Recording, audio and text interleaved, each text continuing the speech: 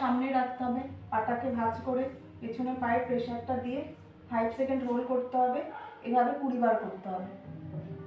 Towel উপর পাটা রেখে আস্তে আস্তে টাওয়ালটাকে সামনের দিকে আনতে হবে।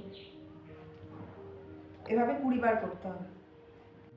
হিল পেন এক্সারসাইজ, টোয়ের ওপর ভর দিয়ে দাঁড়াতে হবে, 5 সেকেন্ড হোল্ড করতে হবে। আবার আস্তে করে নামিয়ে হিলের ওপর ভর দিয়ে দাঁড়াতে হবে, 5 সেকেন্ড হোল্ড করতে হবে। আস্তে করে পাটা নামিয়ে দিতে হবে। এভাবে 20 বার করতে হবে। Heel pain exercise.